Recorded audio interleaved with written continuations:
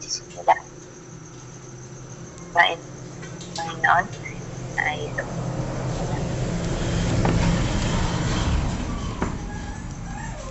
namin, O Diyos, nagkakaloob mo. Salamat po sa gabing ito. Tulungan niyo po kagbahagi ng inyong mga salita at malaya ka pong magpakahayag sa aming mga buhay. Ikaw po ang patuloy na mangusap at magturo sa lead. Salamat. Third, diyan ka mo po ah. Hindi ko maabot yung signal eh. Patuloy maging nakakapalataya ng bawat Dito. O din po ang magpala, mag-ingat at maglagay ng desire sa puso ng mga kapatid namin hindi namin kasama ngayon. Patawarin niyo rin po kami sa mga pagkukulang, pagkakasala na aming nagawa. At ikaw na po ang patuloy na maglinis at patuloy pong kumilos at maghari sa aming buhay. Sa inyo po ang papuri at parangal sa pangalan po ni Jesus. Amen. Sige po, salamat po sa Panginoon. Pangungunahan ko po ang pagbabahagi. Amen.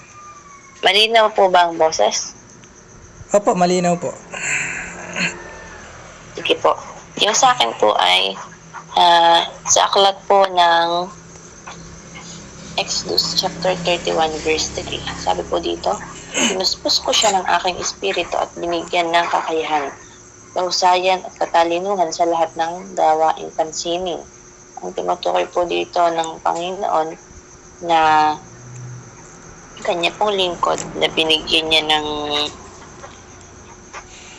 ng sabi dito, binigyan niya ng kakayahan, binigyan niya ng kahusayan, at binigyan niya ng katalinuhan.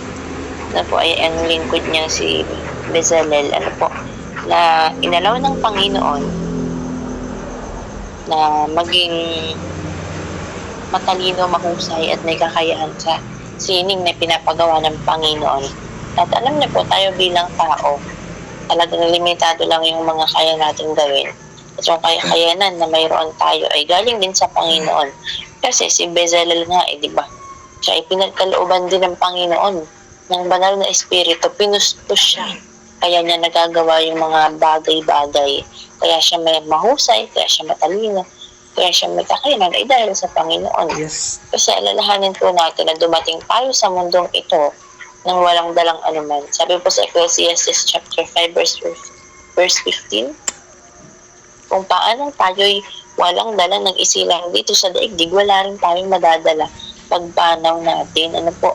Ganun din naman, wala tayong magagawa kung layo tayo sa Panginoon. Sabi po sa John 15:5. Kasi kagaya po ni Bezalel, nakagawa siya ng magagandang design, nakapag-ukit sa ginto, pilak at tanso, hindi dahil marunong siya, kundi dahil pinuspos siya ng Espiritu ng Diyos. Gaya ni David na alam po pa na higante, di ba? Ang labo-labo na manalo siya. Pero dahil na siya ipuspos ng banal na Espiritu, pinagtagumpay siya ng Panginoon. At alam niyo po, ganoon din tayo. Kasi tayo naman yung buhay natin ay talagang may pagbabago mula ng kumpara noon sa ngayon. Kasi kung noon, di ba, takot tayong tumayo, takot tayong mag-MC, ayaw natin kumanta.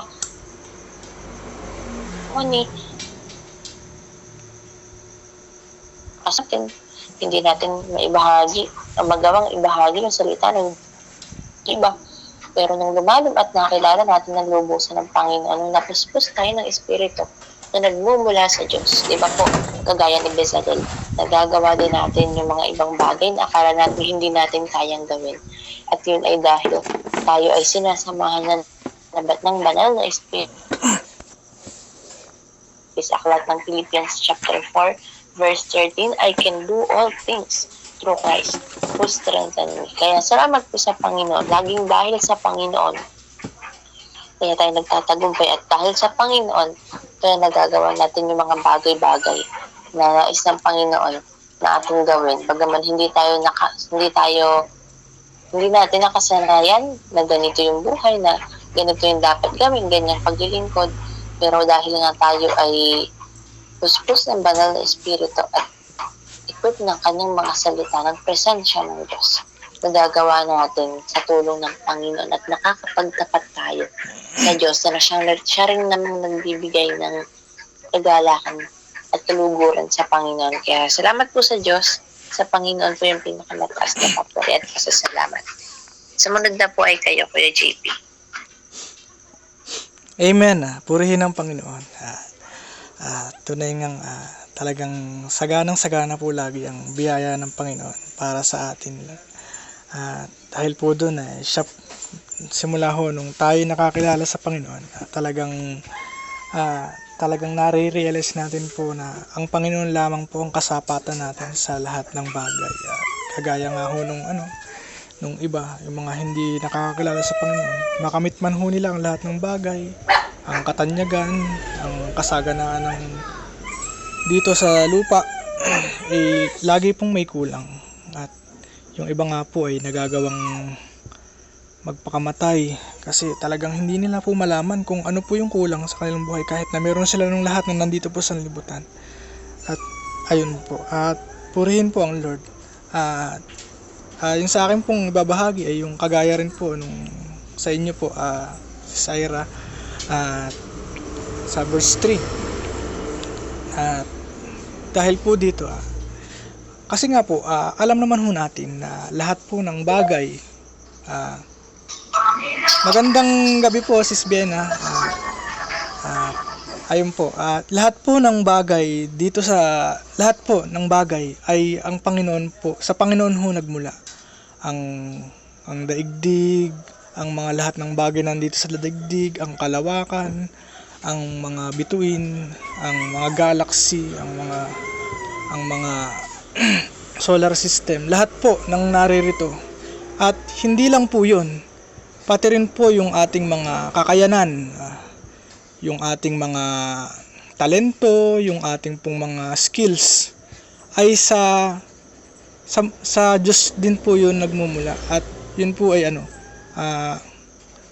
yun po ay disenyo na ho sa atin ng Panginoon. Bago pa niya ho likhain ang lahat, ay nakatakda niya na ho yung ibigay sa atin.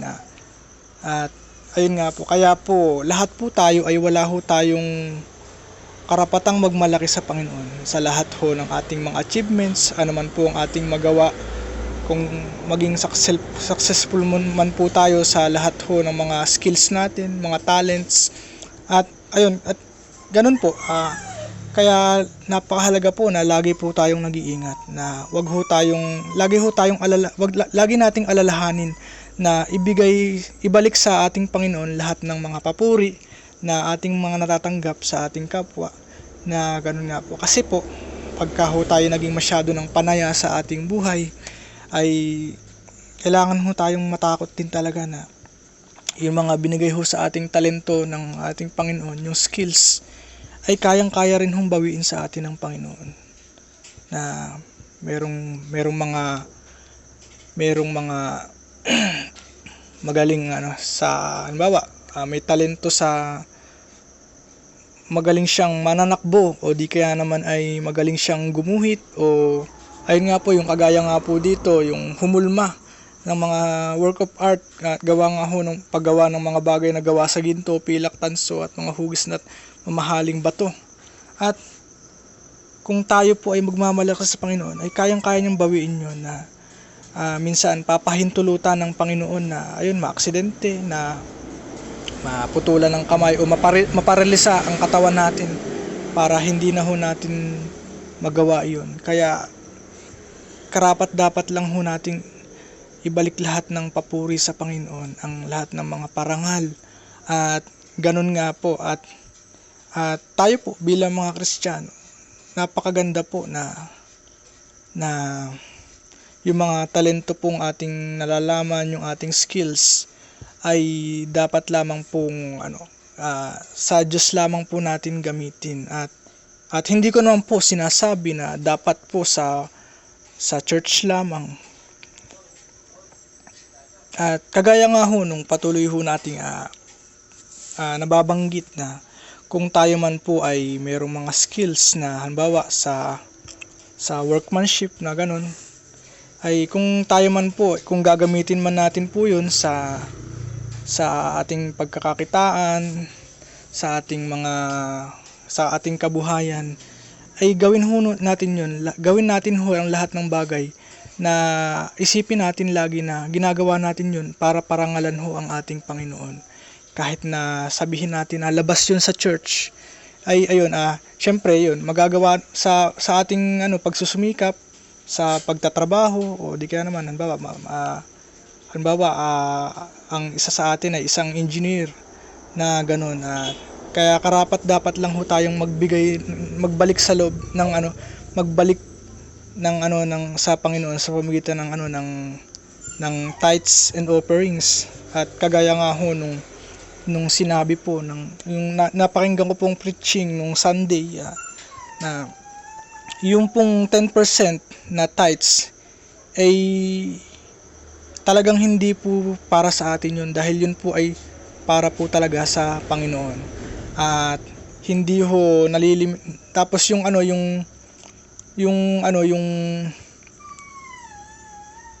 hindi ibig sabihin na, 'di ba, 10% po yung ibibigay natin sa Panginoon. Hindi ibig sabihin nun kasama na dun sa 10% yung ating gagamitin sa pagbibigay, yung halimbawa pagkakawang gawa, o di kaya naman pagdo-donate na ganun.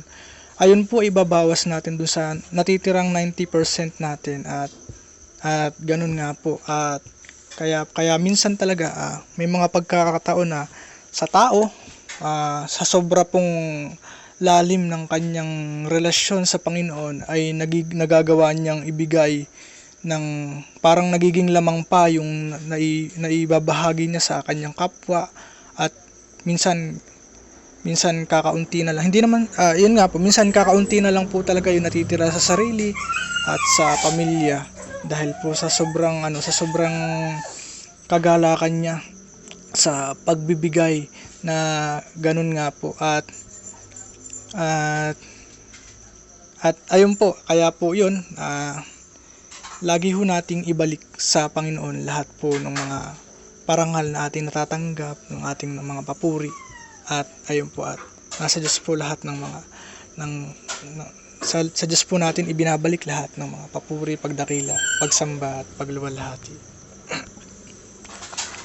Amen. Salamat po sa Panginoon. Po kasi tunay naman po lahat ng bagay ay galing sa Panginoon. Kaya na rin ba natin ibabalik yung lahat na meron tayo, di ba, sa Panginoon pa din. Kaya salamat po sa Diyos. Purihin po ang Panginoon, at sumunod po ay si Ate B.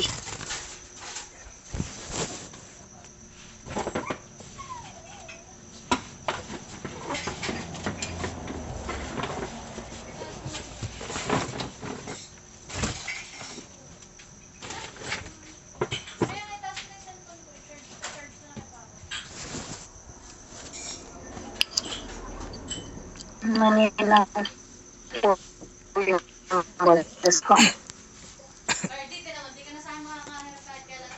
May nakapasinan ko po lagi. Malinaw po.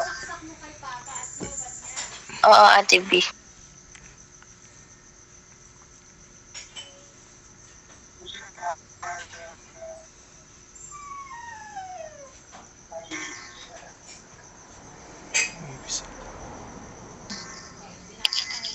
Ate ay naiintindihan niya. Oo, Ate B. So,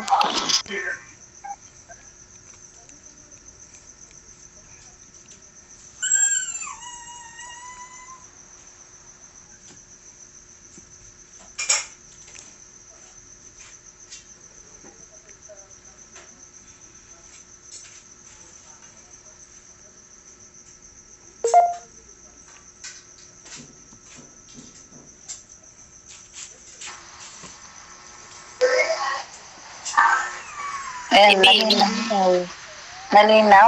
Nawala ako ang hina. Okay, mas malinaw na po ngayon kaysa po kanina. Sige po, salamat po sa Panginoon. Yes. At bago po ako mag-share ng salita po ng ating Panginoon, ay magbabalik po muna ako ng patuloy sa salamat sa ating Panginoon. Magpupulit na papasalamat po ako sa Panginoon sa araw-araw na buhay na pinapahiram niya po sa akin at pinagkakatiwala niya sa akin.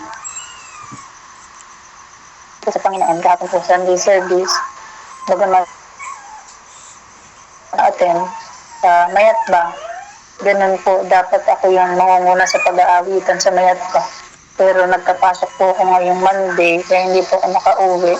Pero salamat sa Panginoon kasi po talagang nandun na ang Panginoon yung nagbibigay ng ang Panginoon po yung nagbibigay ng lugar ng mga tao para na pwedeng maka-attend kasi dito nga po pala sa Kalamba ay meron tayong mountain high kaya po nandun na chinat agad at tinikaya. Salamat po sa Panginoon kasi napakalapit lang po pala dito sa building house yung mountain high dito sa Kalamba.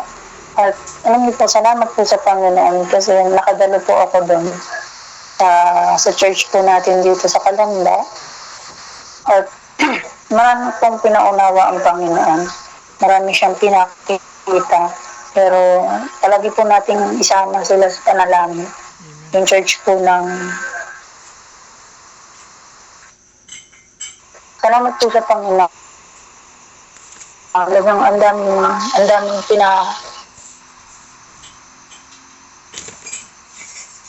pinaunawa ang Panginoon. Alam niyo po, ang church po dito talagang as in, walang instrumento. Po, akapela yung pagkanta nila ng praise and worship, akapela yung mga basta, yung mga kakantahin po, talagang akapela. Pero alam niyo po, napakabuti po ng ating Panginoon. Kasi doon makikita natin, mararamdaman natin yung pagsama talaga ng banal na espiritu, yung pagkilos ng banal na espiritu. At alam niyo po yun, pinaunawa sa akin dito ng Panginoon na hindi, alam niyo po yun, mahalaga po na meron tayong mga instrumento pero hindi mahadlangan na wala tayong instrumento para hindi tayo makapagpuri sa Panginoon. At alam niyo po yung pinatunayan sa akin at pinakita sa akin ng Panginoon kahapon dito sa Kalamba na talagang basta yung pagkilos ng ating Panginoon ay talagang hindi siya nakabase sa ganda ng drum, sa ganda ng tungtong mo, sa ganda ng mga instrumento natin. Doon niyo po talagang kumikilos ang Panginoon kung paano tayo lalapit sa Kanya, kung paano tayo hahakbang patungo at papalapit po sa Kanya. At purihin po ang Panginoon. Kasi nandun na kahit hindi ako naka-attend din sa Mayatba, pero salamat sa Panginoon. Kasi nga po, naka-attend po ako dito at nakarating ako sa church po dito sa Mountain High sa Kalamba. At pinagpapasalamat ko din po sa Panginoon yung kalakasan po na patuloy niyang pinakit. At kasi po, talagang nakakapagod po talaga yung trabaho, pero salamat sa Panginoon kasi hindi po talaga nagkukulang ang Panginoon. Lalo na po nitong mga nakaraan, yung hindi po ako nakaka-attend ng devotion. Ay panggabi po ako noon 6 to 6. 6 ng umaga na po yung uwi ko kaya hindi po ako nakaka-attend. Pero salamat sa Panginoon po kasi hindi pa ako nilalagnat. Talagang yung katawan ko lang talaga yung parang napapagod pero hindi po tayo nilalagnat. At purihin po ang Panginoon. Sa Diyos po yung pinakamataas na papuri. At ngayon padako tayo sa salita po ng Panginoon. Napili ko po ay verse 3. Sabi po dito, pinuspos ko siya ng aking espiritu at binigyan ng kakayahan, kahusayan at katalinuhan sa lahat ng gagawin pang sino. At hanggang 6 po pala, dito, ginawa ko ito upang makagawa siya ng magandang disenyo at may ukit ito sa ginto, pilak at potanso, gayon din upang maging bihasa siya sa pagtabas ng mamahaling bato. Mahusay na paglilok at dalubhasa sa anumang gawain pang sino. Pinili ko rin para makatulong niya si Aholiab, anak siya ni Ahisamak, na mula naman sa lipi ni Dan. Binigyan ko rin ng kakayahan ng ibang mahuhusay na manggagawa upang sila ang gumawa ng lahat ng inuutos ko sa iyo at purihin po ang pagkabasa po ng salita ng Panginoon. Dito po, isang mahalagang bagay po ang pinaunawa at gusto po ng Panginoon na maunawaan po ng bawat isa po sa atin. Dito po sa verse na napili ko po, pinapakita po dito na maaaring sa atin bilang lingkod ng Panginoon. Kasi dito po kasi di ba po may mga utos dito sa chapter 31, may mga utos si Yahweh kay Moises. At ito po yung mga tao na pinili o gagawing instrumento ng Panginoon para makatulong po kay Moises dun sa mga inuutos ni Yahweh kay Moises. At sa atin po, ang pinaunawa po sa akin dito ng Panginoon na sa atin bilang lingkod ng Panginoon, maaaring may mga pinapagawa sa atin ng Panginoon, maaaring may gustong ipagawa sa atin ng Panginoon.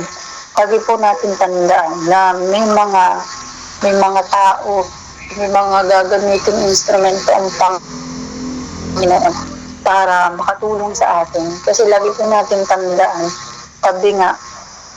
lagi po natin tandaan na minsan kasi sa atin, ang nagiging problema sa atin po, lalo sa atin bilang lingkod ng Panginoon, minsan na yung kahit hindi na natin kaya.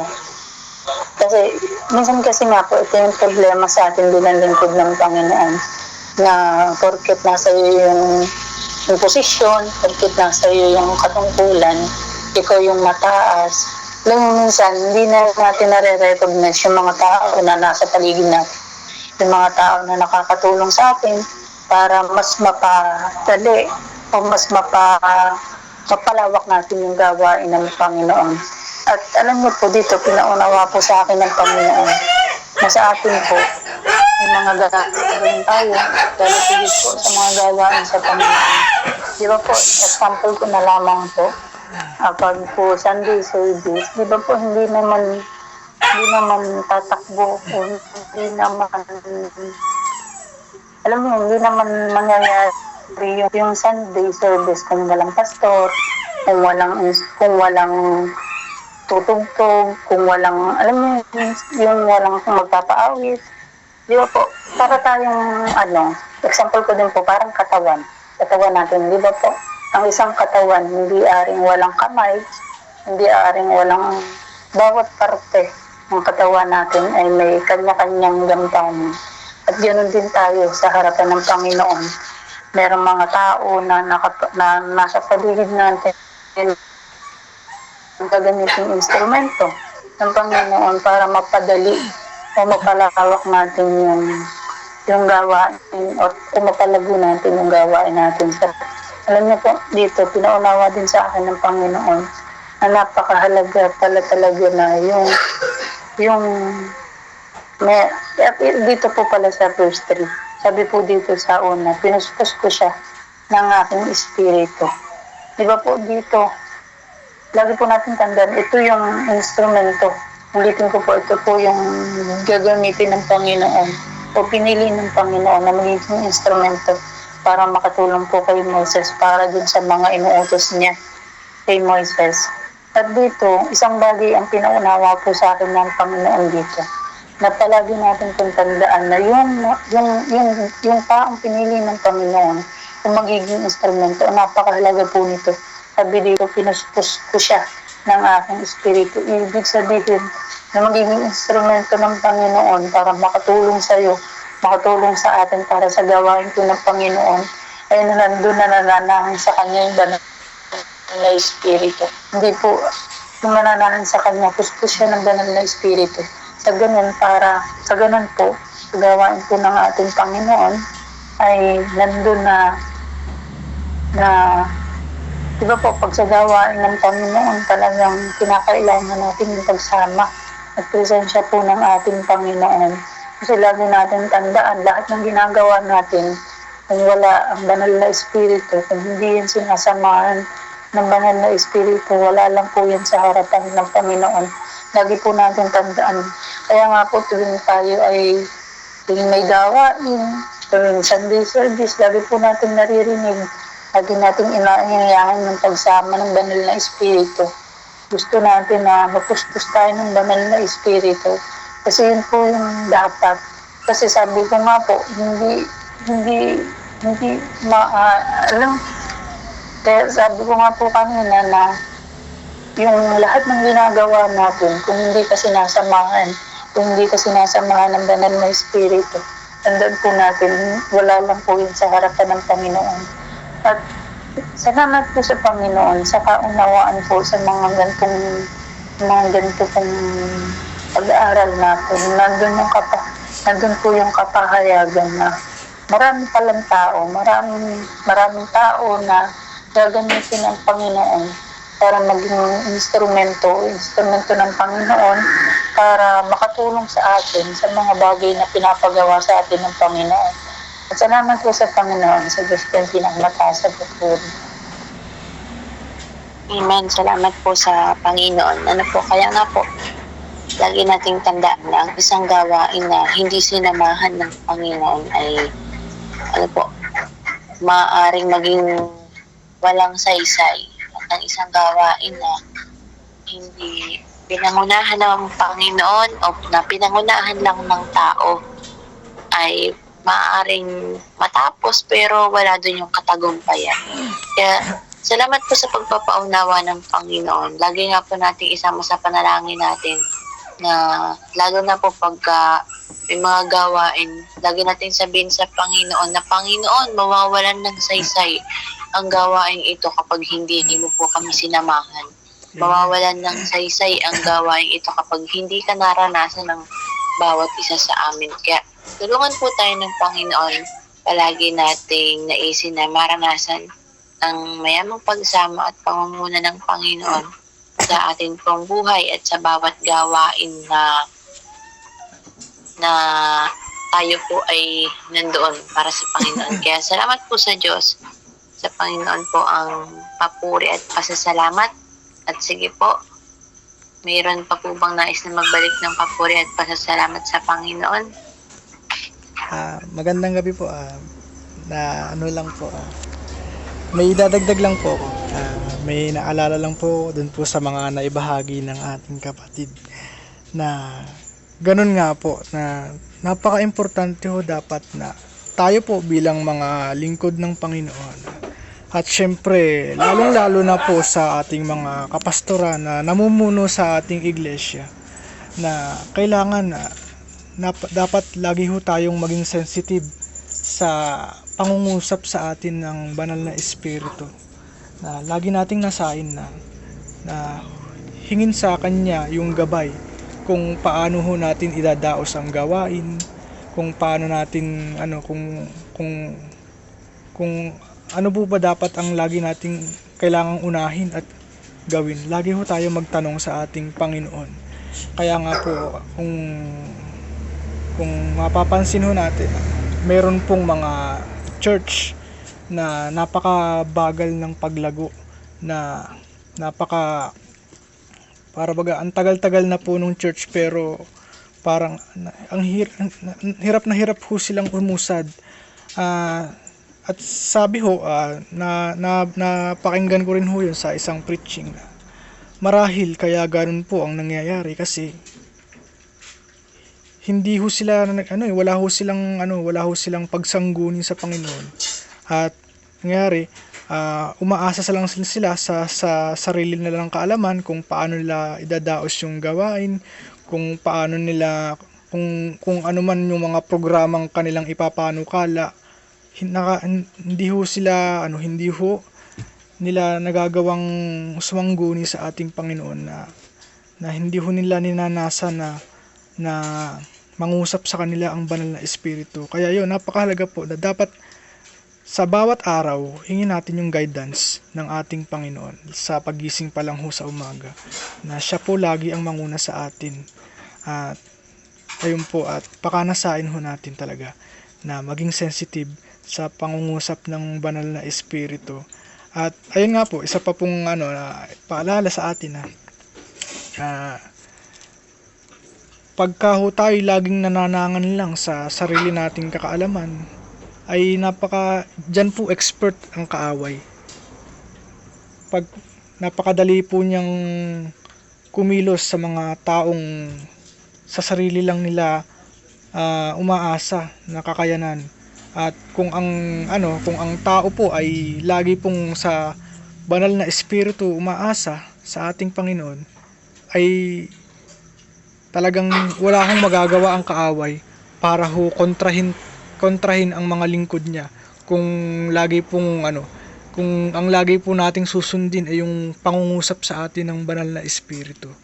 At kagaya nga ho, 'di ba, pagka po ang mga lingkod niya ay nagpupuri sa Panginoon at laging nakikipag-usap sa Panginoon, ay dun po talagang natataranta po ang kaaway. Sa kagaya nga ho, 'di ba, pagka po tuwing madaling araw, yun po yung oras na kung kailan nagkakatipon ho yung mga anak ng dyablo, yung mga kampo ng kadiliman para ho gambalain ang pamamahinga ng mga tao na ganun. Kaya minsan talagang ine-encourage tayo na kailangan nating gumising sa mga oras na yun, kasi talagang kailangan ho nating paglabanan yung kilos ng kaaway sa ating lahat. At ayun po, at nasa Diyos po lahat ng papuri at pagdakila at pagsamba. Amen. Salamat po sa Panginoon. Tunay po yun. Isang reminder sa atin. Mabilis tayong guguluhin at papasukin ng kaaway kapag nakikita niya na hindi na tayo kumakapit at tumaasa sa Panginoon. At pag sarili na natin yung nakikita natin, kasi yun naman yung gusto ng kaaway, makita natin yung sarili natin at hindi ang Diyos. Kaya tulungan po tayo ng Panginoon. Lagi tayong umasa sa Panginoon. Kahit yung mga bagay na kaya mo naman ang gawin, parang ang dali na para sa'yo, magpasalamat pa rin tayo sa Panginoon. Kasi simula't simula naman, sino ba yung nagturo at nagpahiram ng karunungan sa atin para matutunan natin yung mga bagay-bagay? Sino ba yung nagpahiram ng karunungan, ng lakas, ng katalungan, ng talas ng isipan sa atin? Diba ang Panginoon din naman? Kaya tulungan po tayo ng Panginoon sa malalaki at sa pinakamaliliit na bagay at parte ng buhay natin ay may pagpasalamat natin sa Panginoon. Kaya salamat po sa Diyos. Sa Panginoon po ang pinakamataas na papuri at pasasalamat. At sige po, hilingan ko nga po sa gabing ito na pangunahan po tayo sa prayer ni Kuya JP. Hallelujah, Jesus, Lord. Ama naming nasa langit, Lord, purihin kayo, Panginoon, sa lahat po ng oras, sa lahat po ng pagkakataon, Lord. Kayo po ay banal, Panginoon. Wala hong sino mang makakapantay sa inyo, Panginoon. Wala hong makakahigit sa inyo, Panginoon. Kayo lamang po ang karapat dapat naming pagkatiwalaan sa lahat ng bagay, Lord. Pakanasain ho namin lagi na maging sensitibo sa pangungusap ng inyong banal na espiritu sa amin, Panginoon. Sa inyo lamang po kami umaasa. At isa pong patunay na ang tunay na ang taong malakas ay hindi po yung taong magaling sa kanilang mga talento, hindi po yung mga taong magaling sa kanilang skills, kundi yung ang mga tao pong tunay na malalakas ay yung mga taong sa Diyos lamang po umaasa, Panginoon. Sa inyo lamang po umaasa, Panginoon, Lord. Salamat po sa gabing ito, sa mga paalala rin sa amin na wag ho kaming manangan sa sarili namang po naming kaalaman, Panginoon. Bagkus kami po ay lagi sa inyong sumangguni, maging po sa pinakamaliliit na desisyon ng aming buhay, Panginoon, ay lagi ho naming itanong sa inyo, Panginoon. Maging sensitibo ho kami sa ang aming pakiramdam, sa inyong pagkilos sa aming buhay, Panginoon. Lagi ho kaming makinig sa inyo, Panginoon. At kung kami laging makikinig sa inyo, ay talagang magagawa naming hindi magkamali, Panginoon. Bagamat Kaya po, kailangan ho namin, sa inyo lamang po lagi kami tumingin, hindi po sa aming sarili, hindi ho sa aming kapwa. At ayun po, at dahil ang lahat po ng nagagawa namin ay hindi ho tungkol sa amin, kundi tungkol sa inyo, Panginoon. Salamat po sa lahat po ng mga biyayang patuloy niyong ibinubuhos sa amin, sa kapayapaan ng aming isipan, Panginoon, sa kapanatagan, sa inyong proteksyon sa amin sa araw-araw, Panginoon Lord, sa pag-iingat, Panginoon, sa lahat-lahat po ng mga pangangailangan namin sa araw-araw, Panginoon. Patuloy niyo ho kaming ingatan at patuloy niyo ho kaming pangunahan sa lahat ng aming mga ginagawa, Panginoon Lord.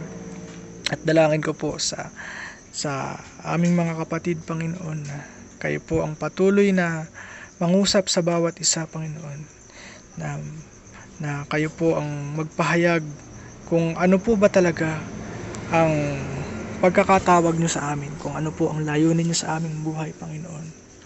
At dalangin ko po yung mga kapatid namin na wala ngayon, Panginoon, nawa po kahit wala sila, ay nawa po ay patuloy ho silang pinagtitibay ang relasyon sa inyo, Panginoon. Nawa po sila ay patuloy na lumalapit at nag-aaral ng inyong mga salita, Panginoon. At kayo po ang magsilbing kalakasan namin sa mga panahong kami nanghihina. Kayo po ang maging kapahingahan namin sa tuwing kami napapagod o kami na nahihirapan, Panginoon. At Lord, dalangin ko po, Panginoon, na pasagan na kayo po lagi pa rin po ang manguna sa aming mga leader ng aming church, sa mga aming kapastoran, at maging po sa mga lingkod nyo, Panginoon. Kayo po ang patuloy na magbigay ng karunungan kung paano ho nila kami magagabayan, Panginoon. Kung paano kami nila maaakay sa landas na kayo po ang naghanda sa bawat isa, Panginoon. Tulungan niyo po ang bawat isa, Panginoon, na sumunod ho sa inyong kalooban, Panginoon. Kahit na minsan po ay mahirap ang sitwasyon sa mga pagsubok na aming mga kinaharap, na patuloy ho kaming sa inyo lamang umasa, Panginoon, na magawa naming manindigan sa aming pananampalataya, Panginoon. Salamat po, Panginoon, sa inyong mga kapahayagan sa amin gabi-gabi, araw-araw, tuwing umaga, sa tuwing kami nag-aaral ng inyong mga salita, Panginoon. Salamat po sa pagpapaalala sa amin, Panginoon. Dalangin din ho namin sa yung aming mga kapatid na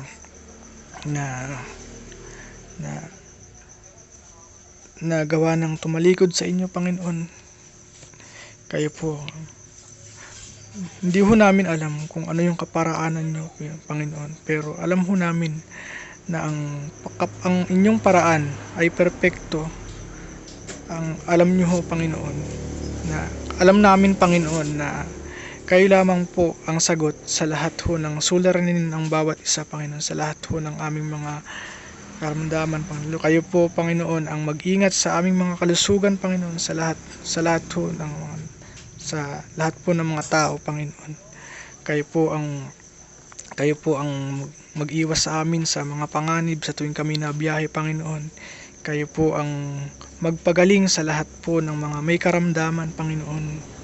At kung yun po ay kalooban niyo, Panginoon, wala pong imposible sa inyo, Panginoon. At dalangin din ho namin, Panginoon, sa aming pamamahinga, Panginoon, kayo po ang patuloy na sumama sa amin, sa aming pagtulog, Panginoon, na maging sensitibo pa rin kami sa inyong pangungusap kahit po kami natutulog, Panginoon, na magawa ho naming tanggihan ang mga pandaraya ng kaaway maging po sa aming pagtulog, Panginoon. Kayo po ang magbigay sa amin ng mga kalangit na panaginip, na kahit po sa panaginip, Lord, mangusap po kayo sa amin kung ano po ang dapat naming gawin, kung ano po ang dapat naming hakbangan sa kinabukasan, Panginoon.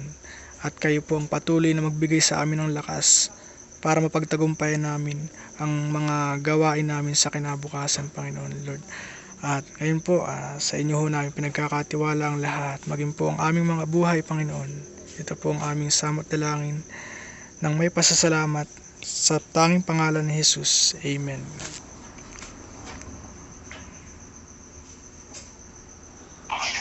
God bless po.